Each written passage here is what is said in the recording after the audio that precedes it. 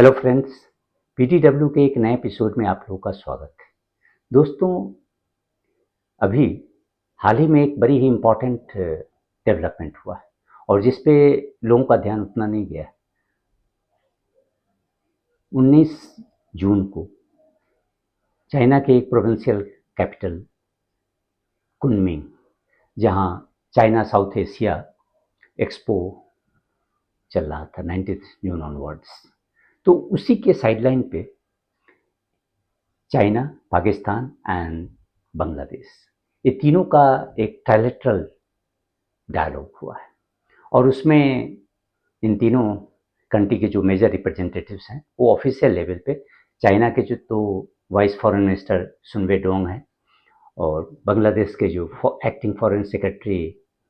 रुहुल आलम Siddiqui and Pakistan के जो additional foreign secretary participate किए थे इसमें,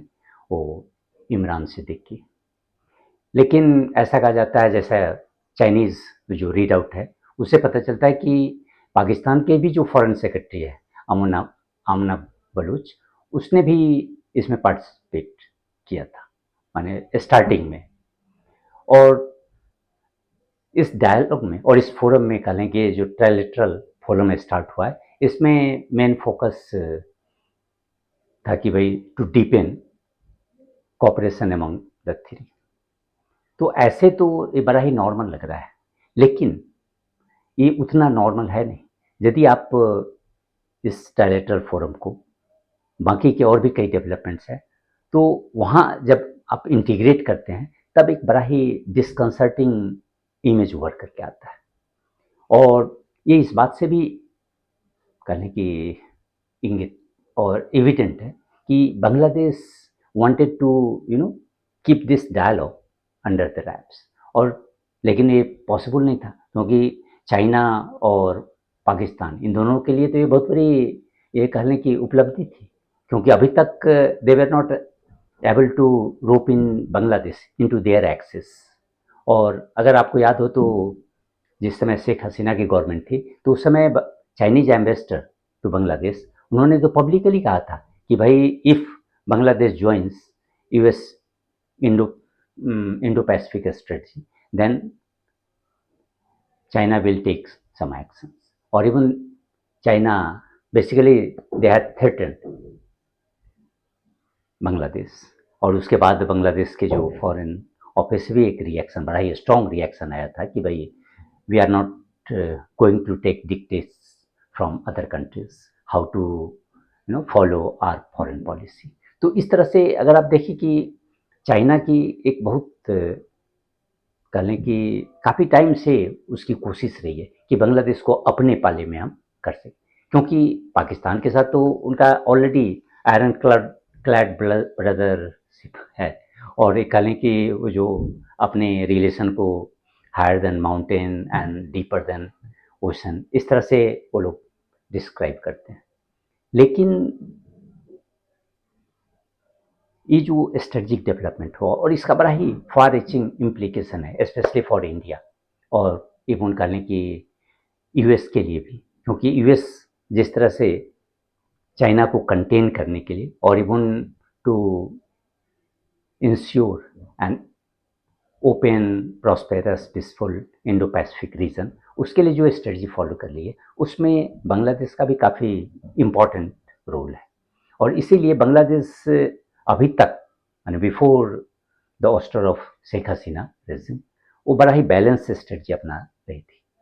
लेकिन जब से यूनुस गवर्नमेंट आई है, तो उसके बाद it is doing all the out of the box, और even it is reversing all the foreign policy initiatives that the previous government had taken. और ये कह लें कि just for the sake of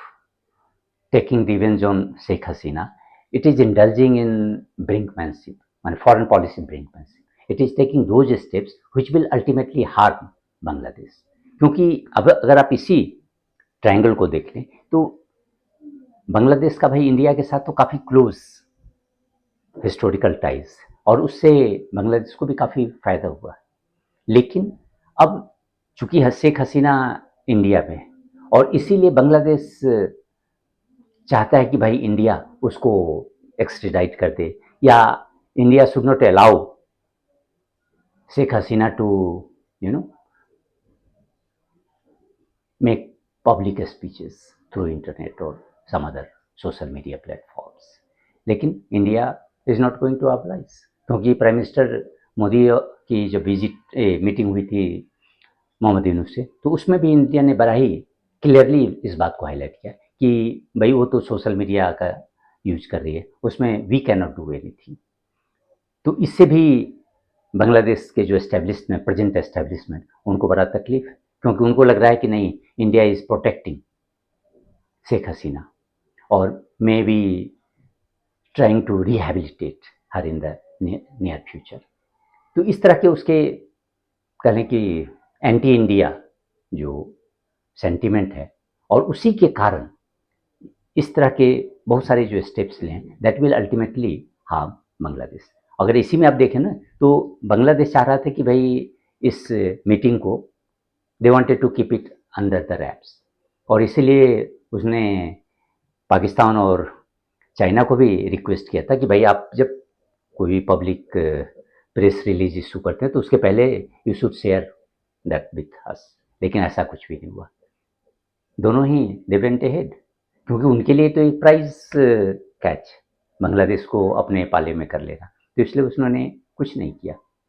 और अगर आप देखें कि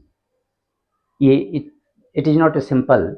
इकोनॉमिक कॉपरेशन और इवन डिफेंस पार्टनरशिप, इस तरह के जो कॉपरेशन मैकेनिज्म ने, इट गोज बियॉन्ड। क्योंकि अगर आप इस पूरे अभी का जो जियोपॉलिटिक्स है उसमें आप देखें कि चाइना और US, they are indulging in big power games, both want to outsmart each other. और इसलिए अभी तक अगर आप देखें कि इस इंडो पैसिफिक रीजन में चाइना का कोई खास इन्फ्लुएंस अभी तक नहीं हुआ है, इसलिए कि चाइना के साथ सभी, चाहे वो साउथ ईस्ट एशियन कंट्रीज हो या साउथ एशियन कंट्रीज हो, they want to have economic partnership, not strategic partnership. और वो भी स्ट्रेटजिक अगर है भी तो जस्ट करने के लिए, उसके साथ जस्ट एक डिफेंस पार्टनरशिप है जिसमें everybody wants to buy Chinese goods. जैसे कि अगर आप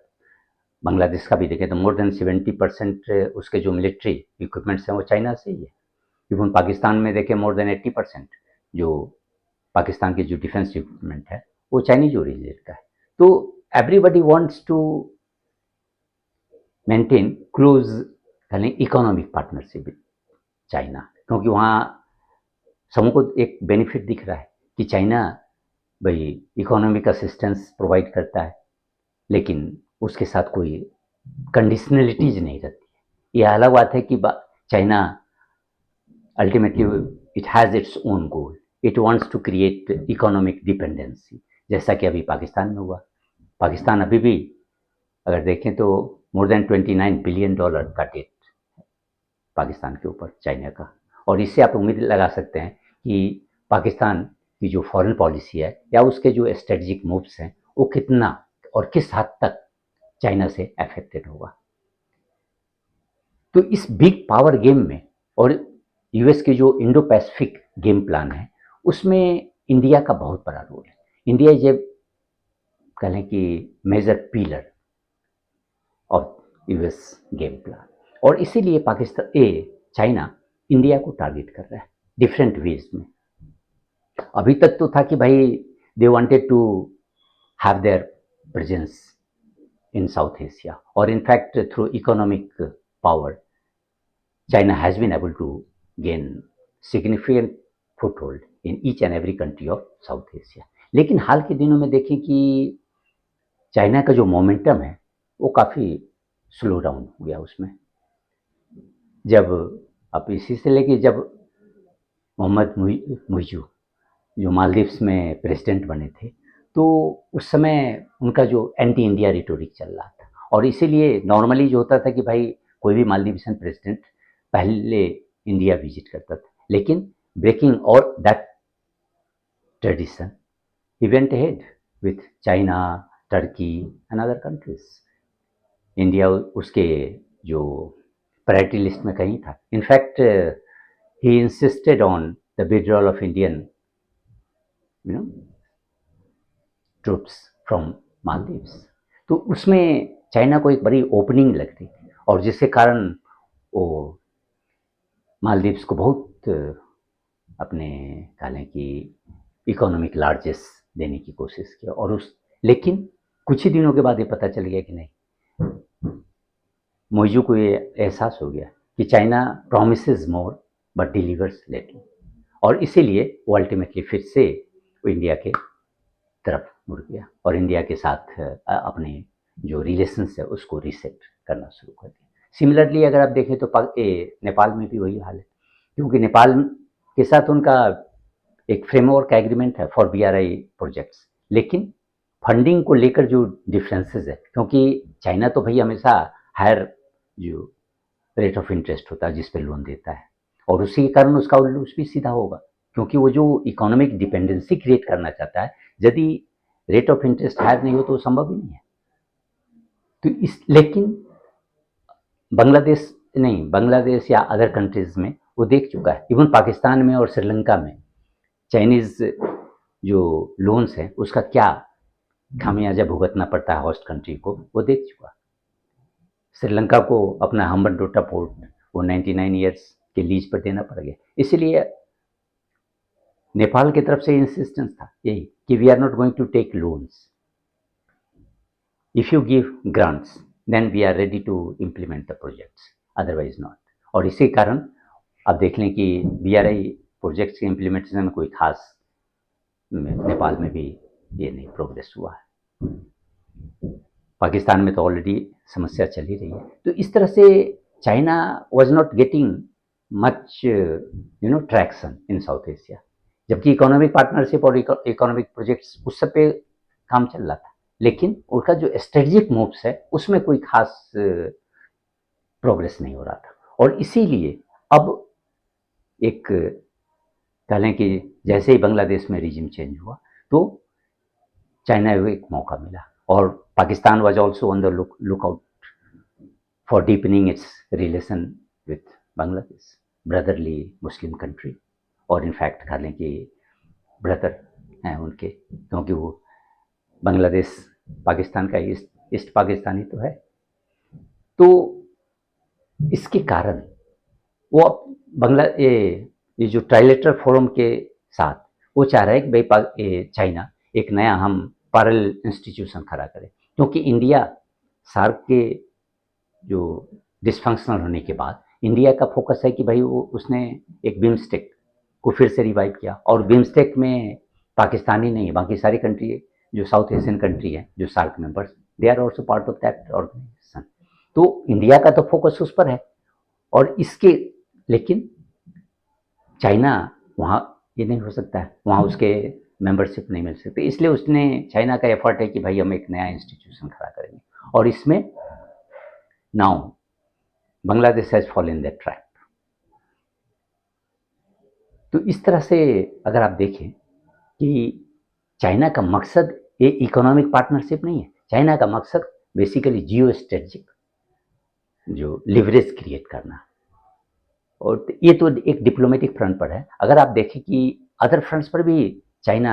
इंडिया के अगेंस्ट में कैसे काम कर रहा है अभी इकोनॉमिकली, क्योंकि चाइना इंडिया के साथ रिलेशन इम्प्रूव करने के लिए बहुत ही अच्छी बातें करता है. जब भी दो कंट्री के जैसे अभी डिफेंस मिनिस्टर की मीटिंग हुई या नेशनल सिक्योरिटी एडवाइजर्स की मीटिंग हुई, उन सबों में वो हमेशा इस बात को जोर देगा कि नहीं we are not competitors, we have cooperative relations and if we grow together that will create a new benchmark in relations. और इवन कि the dragon and elephant should dance together, only then Asia will rise or only then there will be a realization of Asian century. वो इस कभी नहीं कहता है कि it Chinese century, actually China कभी भी नहीं चाहता है कि Asian century, China always wants Chinese century, Sinocentric वो एशिया को देखना चाहता है। इसीलिए वो कहता तो है कि भाई इंडिया और चाइना के बीच कॉपरेशन हो, लेकिन अगर आप उसके बिहेवियर को देखें तो कहीं भी ऐसा नहीं रहता। वो हमेशा इंडिया को के इन्फ्लुएंस को और इवन इंडिया के डेवलपमेंट को अंडरमाइन करना चाह रहा है। एक तो आप देखें कि ये जो स्ट्रेटजिक, ये जो ट्राइलेटरल फोरम को क्रिएट कर करके वो एक पैरेलल इंस्टीट्यूशन खड़ा कर रहा है साउथ एशिया में, और जिसके कारण वो उसकी ये चाहत है कि भाई इंडिया का जो स्ट्रेटजिक इन्फ्लुएंस है दैट विल गो डाउन। दूसरा इससे ये है कि भाई अभी तक पाकिस्तान इस साउथ एशिया में वो अलग थलग पड़ा हुआ था, कहीं भी किसी भी ऑर्गेनाइजेशन में उसकी पार्टनरशिप नहीं है या उसके मेंबर नहीं है, चाहे वो बिम्स्टेक हो या IORA हो या अदर ऑर्गेनाइजेशन हो, उसमें वो नहीं है। लेकिन अब है कि भाई एक नया इंस्टीट्यूशन खड़ा करके उसमें पाकिस्तान को एक मेंबर बनाए, इस ट्राइलेटरल फोरम। एक दूसरा भी है जो trilateral China, Pakistan and Afghanistan. तो इस तरह से चाइना का भी एक अटेम्प्ट भी है कि to rehabilitate Pakistan in the South Asia region, और क्योंकि उसके माध्यम से वो फिर इंडिया को टारगेट करेगा। तो वो अभी हम छोड़े, अगर हम देखें डायरेक्ट क्या स्टेप ले रहा है तो ये तो डिप्लोमेटिक फ्रंट पर यह है ही। उसके बाद आप देखें इकोनॉमिक फ्रंट पे इंडिया चाइना से इंपोर्ट कर देती जो इंडिया का जो बुलेट प्रोजेक्ट है, Mumbai to Ahmedabad high speed rail corridor, उसमें जो टनल के लिए ये था कि भाई 3 टन टनल बोरिंग मशीन्स वो इंडिया इंपोर्ट करने वाली चाइना से, और वो ये सारी मशीन्स इंडिया में करीब अक्टूबर में ही आने वाले थे लास्ट ईयर। लेकिन अभी भी they are still stuck at Chinese port because they have not got clearance, official clearance. उसी तरह आप देखें कि चाइना उन फर्टिलाइजर्स के एक्सपोर्ट पर बैन कर लगा दिया है। दूसरे कंट्री के लिए इसने रिलैक्स किया है उस बैन को, लेकिन इंडिया के केस में अभी भी ये नहीं किया है। उसी तरह रेयर अर्थ मैग्नेट्स जो बड़ा ही क्रिटिकल है अभी के जो इलेक्ट्रॉनिक इंडस्ट्री के लिए, और इवन इलेक्ट्रिकल व्हीकल्स और सारे जो इनफैक्ट कह लें कि अभी जो मॉडर्न जो इलेक्ट्रॉनिक इंडस्ट्री डेवलप हो रहा है उसमें ये जो रेयर अर्थ का बड़ा ही सिग्निफिकेंट रोल है। लेकिन चाइना ने इसके भी एक्सपोर्ट पर कंट्रोल बैन लगा दिया है, और दूसरे के कंट्री के केस में तो ये थोड़ा सा रिलैक्स भी हुआ, लेकिन इंडिया के केस में अभी भी नहीं हुआ। और इसके का रिजल्ट है कि अभी एक लार्ज चाइनीज डेलीगेशन ऑफ यानी कि various companies they are in India, इसलिए कि वो चाह रहे कि भाई इंडियन जो काउंटर पार्ट्स हैं या इंडिया की जो बिग इंडस्ट्रीज है उसके साथ हम पार्टनरशिप करें टू फाइंड आउट और to explore a way out of this Chinese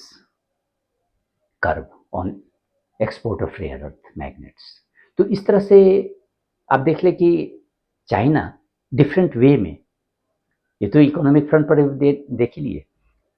even diplomatic front पर अभी SCO डिफेंस मिनिस्टर की मीटिंग हुई तो उसमें भी चाइना ने एक प्रॉब्लम खड़ा कर दी। वो जो प्रपोज्ड उसका जो कहें कि ज्वाइंट डिक्लेरेशन है उसमें चाइना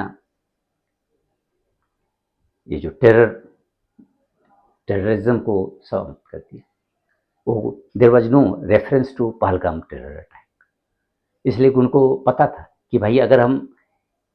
जैसे ही अगर हम ये जो टेररिज्म को इंक्लूड करेंगे तो फिर हमें भी इसको इंक्लूड करना पड़ेगा पहलगाम टेरर अटैक, और then Pakistan will be in trouble. तो इसीलिए वो जो प्रपोजिशन और ये वो जो ज्वाइंट स्टेटमेंट था उसमें था कि भाई पहलगाम की कोई चर्चा ही नहीं, और इनफैक्ट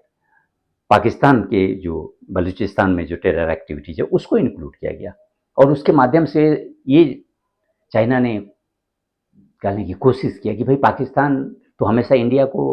टारगेट करता है कि भाई it is India which is creating problem in Balochistan and other Waziristan reason.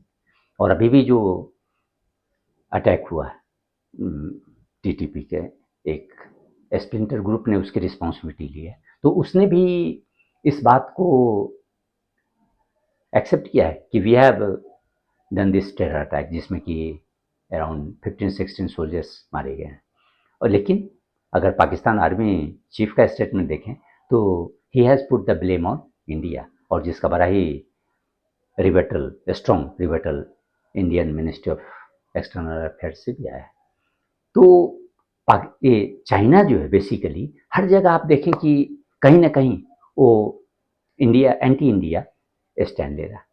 बोल कुछ और रहा है, बोल तो रहा है बड़ी अच्छी अच्छी बातें, good good things about India कि और इट्स एंगेजमेंट विथ इंडिया, लेकिन एक्शन में अगर आप देखें तो China is always trying to undermine India's development, India's influence in the region as well as at the global level. क्योंकि अगर आप ब्रिक्स समिट में भी देख लें तो ब्रिक्स में भी चाइना कभी भी एक्सप्लिसिटली ये नहीं कहा है कि भाई we will support India's candidature in Security Council whenever it is expanded, ऐसा कभी भी नहीं कहा है। तो इस तरह से अभी भी चाइना, क्योंकि चाइना ये बात को जान रहा है कि भाई India is the only country which can pose a threat और which can compete with it, otherwise कोई दूसरी कंट्री नहीं। इसीलिए वो उनको लग रहा है कि भैया अगर इंडिया को हम समहाउ अंडरमाइन करें इन्फ्लुएंस को, और if India becomes agreeable to our stand, our interest, then there will be no stopping Chinese emergence at the global level. तो ये उनका टारगेट है और इसीलिए वो हमेशा इस बात को ध्यान रखते हैं। लेकिन इंडिया को इस बात को बड़ा सीरियसली लेना चाहिए कि it is not a simple grouping, trilateral grouping, it is more than that. In fact एक बार अगर जैसे ये इंस्टीट्यूशनलाइज ग्रुप होता है तो चाइना इसका अटेम्प्ट होगा कि भाई हम श्रीलंका को भी इसमें ड्रा करें या